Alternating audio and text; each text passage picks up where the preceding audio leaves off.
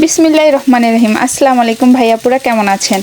আজকে কিন্তু ভাইয়াপুদের অনেকে কিন্তু আমাকে কমেন্ট করেন, আপু আমিরাতে কোথায় সবচেয়ে কম খরচে থাকা যায় সেটা জানাবেন, এবং কিভাবে সেভিং করে থাকা যায় ফ্যামিলি নিয়ে সেটাও জানাবেন, বা সিঙ্গেল থেকেও কিন্তু সেভিং করে চলা যায় সেটাও জানাবেন।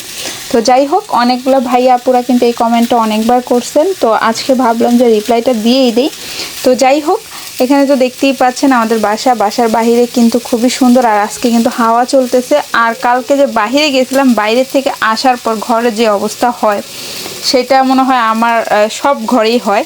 এখানে কাপড়, ওইখানে কাপড়, এখানে এটা, ওইখানে ওইটা। বাহিরে গিয়ে হয়রানি হয়ে আসতে হয়, বা ঘুরে আসি আনন্দ অবশ্যই পাই, কিন্তু বাসায় এসে আবার হয়রান হতে হয়। আবার বাইর হওয়ার আগেও কিন্তু অনেক বেশি ক্লান্ত হয়ে যাই, এটা সেটা ওইটা সেটা, ড্রেস আপ এটা সেটা করতে করতে। তারপরে ঘরে আসলে দেখা যায় অনেক এক্সট্রা কাপড় বের হয়, আর আমার বাবু যেহেতু বেশি, তো আমার কাপড়গুলো একটু বেশিই বের হয়। তো এইভাবে করে কিন্তু আমার দিনটা চলে। আর এই যে ঘর দুয়ারে দেখুন কি অবস্থা। তো আমার মোটামুটি এই ঘরটা ভাড়া তো বলেছিলাম কত, যদি যারা দেখেন নাই তারা দেখে আসবেন গিয়ে। আর এই তো দেখুন কিচেনের হাল অবস্থা কিন্তু অনেক খারাপ।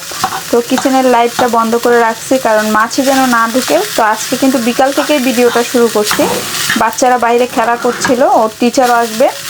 তো এদিক দিয়ে দেখুন রাফে গিয়ে ওদের খেলনার গাড়ি নিয়ে আসছে, রিমোট কার, এইটা কার।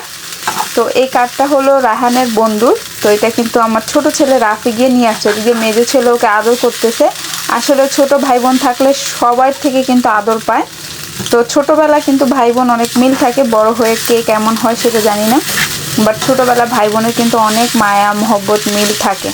তো এখানে রাহানের বন্ধু, তারপরে রাহিমের বন্ধু, তারপর আয়েশা, তারপর রাফি, সবাই মিলে কিন্তু গাড়ি নিয়ে খেলা করতেছে। আচ্ছা, মূল কথা যেটা সেটা আমি বলি। তো অনেকে কিন্তু প্রশ্ন করেন, আপু কোথায় বেশি সেভিংভাবে থাকা যায় বা খরচ কম হয়। আর বিশেষ করে ফ্যামিলিরা জিজ্ঞেস করেন, যারা মানে ফ্যামিলি বা হঠাৎ আসতে চান নতুন, তারা চিন্তা করেন যে একটু কম খরচে কোথায় গিয়ে উঠতে পারি। তো মেইন কথা হলো, তো এখানে 7টা স্টেপ, যেমন কি বলে ঢাকা চিটাং এরকম, কি বলে আমাদের বাংলাদেশে ডিস্ট্রিক্ট বলে মনে হয় সম্ভবত, সেটাই আর কি। এখানে 7টা ডিস্ট্রিক্ট। তো ওইখান থেকে আবুধাবি, তারপরে আমিরাত হলো একটা, মানে এখানের কি বলবো, এটা কিভাবে বোঝাতে পারি বাংলা আমি জানি না। মানে আমিরাত হলো, এটা আমিরাত বলে, এখানে দুবাই বলে না, মানে আমিরাত বলে। তো যেমন বাংলাদেশ বলে সেম এটাকে আমিরাত বলে, এটাকে দুবাই বলে না। তো মেইনলি যে কথাটা বলতে চাচ্ছি, দুবাই হলো, এখানে আমি কিছু কাপড় ধুয়ে শুকাতে দিছি, এগুলো সব বোরকা, এখানে 8টার মতো বোরকা দিছি শুকাতে। তো মানে ময়লা হয়ে গেছিলো অনেকগুলো বোরকা, তো কালকেও বের হয়েছে বোরকা ময়লা হয়েছে, তো ভাবলাম যে কয়টা বোরকা ধুয়ে দিই। আমার প্রায় 15 থেকে 20টা বোরকা ইউজ হয়। তারও কিছু কিনবো, আমি কালারফুল কিছু বোরকা কিনবো ভাবতেছি। আর এখানে খেজুরের ডালা পড়েছিল, তো আমি এখান থেকে কিছু পাতা নিয়েছি যে ঘরে ঝাড়ু বানাবো বা ওদের জন্য ব্যাট বানাবো। তো কয়েকটা নিলাম একদম কাঁচা দেখে। তো এই তো দেখতে পাচ্ছেন। আর এদিক দিয়ে আরেকটা বোরকা ধুয়ে দিছি। তো যে কথাটা বলতেছিলাম, কালকে বাইরে গেছে ওই বোরকাটা, তো যে কথাটা বলতেছিলাম, তো এখানে মানে 7টা স্টেপ, মানে যেমন আবুধাবি, ফজিরা, আলাইন, রাসেল খেমা, তারপরে আজমান, শারজা, তারপর দুবাই।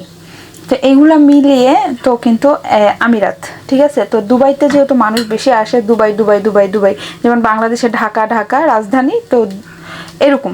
তো এখানে রাজধানী কিন্তু আবুধাবি, বাট দুবাইটা মানুষ বেশি চিনে। তো যাই হোক, বুঝতে পারছেন আশা করছি। তো আমি কিন্তু থাকি আজমান শহরে। আজমান শহরে এখন কিন্তু অনেক বেশি উন্নত হচ্ছে, ডেভেলপ হচ্ছে। আজমান শহরে কিন্তু ঘর ভাড়াটা একটু কম, কারেন্ট বিল, পানি বিলটা একটু কম আসে, তারপরে খাবার খরচটা একটু কম। আর এখন কিন্তু বিচ হচ্ছে, শারজা বিচ আজমানের সাথে জোড়া লাগানো। তারপরে আজমান বিচ আছে, তারপরে আজমান কর্নিশ আছে। তো সব মিলে আজমান ফেস্টিভ্যাল করছে।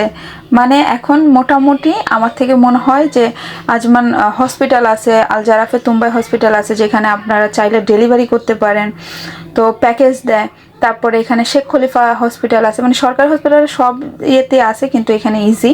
আর এই তো দেখুন সাগরের থেকে মাছ ধরছে, এটাও কিন্তু আজমান বিচ থেকে। তো চাইলে শীতকালে কিন্তু মাছও ধরতে পারবেন বসে নিয়ে নিয়ে। তো অনেক কিন্তু মানে একটা ভালো দিক, আজমান কিন্তু আপনারা সব ধরনের সুযোগ সুবিধা পাবেন। রাস্তাগুলো কিন্তু অনেক বড় করছে, অনেক উন্নত করতেছে আজমান। তো আপনারা আসলে কিন্তু আজমান থাকতে পারেন। আজমান ঘর ভাড়া কম, আর আজমান থাকলে সেভিংটা একটু বেশিই হবে আমি যেটা মনে করি। আর কম খরচে আজমানই থাকার জন্য বেস্ট। আর শারজাও কিন্তু প্রচুর খরচ হয়। আমি শারজা ছিলাম, ওইখান থেকে আবার আজমান চলে আসছে, অনেকে আজমানের দিকে চলে আসতেছে। তো এখন আমি স্কুল, কলেজ, ইউনিভার্সিটি সব কিছুই আজমান মানে অ্যাভেলেবেল। আজমানের সব দিক দিয়ে সুবিধা আছে। তো আপনারা চাইলে ফার্স্ট স্টার্টিং যদি দেশের থেকে আসতে চান, পরিবার নিয়ে যদি থাকতে চান, অবশ্যই আজমান আসবেন।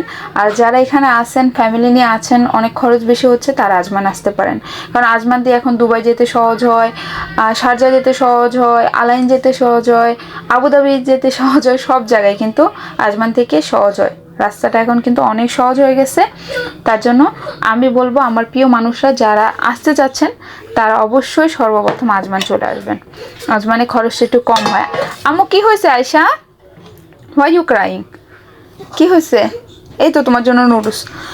তো যাই হোক, আশা করছি বুঝতে পারছেন। তো অনেকে প্রশ্ন করেন, তার জন্য আমি বুঝিয়ে বললাম। আর হ্যাঁ, দুবাইটা আসলে অনেক উন্নত একটা সিটি। আর ওইটার ভিতরে খরচ বেশি থাকলে, অ্যাবিলিটি বেশি থাকলে অবশ্যই দুবাই থাকতে পারেন। দুবাই তো আবার কাজকর্ম যদি থাকে, ব্যবসা বাণিজ্য ভালো থাকে, তাহলে দুবাই থাকাটা অবশ্যই ইম্পর্টেন্ট। কারণ দুবাই অনেক সুন্দর একটা সিটি। আর আজমানে পার্কিং সুবিধাটা একটু ভালো, তার জন্য আমি আজমান থাকি। কার পার্কিং সুবিধাটাও ভালো পাই। রাস্তাগুলো এখন বড় হচ্ছে মোটামুটি। আর আমাদের যেহেতু ব্যবসা বাণিজ্য আজমান, তাই আমরা আজমান থাকি। যাদের ব্যবসা বাণিজ্য আজমান বা দুবাই আছে, খরচ বেশি হচ্ছে, তারা কিন্তু চাইলে আজমান আসতে পারেন, থাকতে পারেন। বা দেশের থেকে আসলেও কিন্তু আজমান থাকতে পারেন।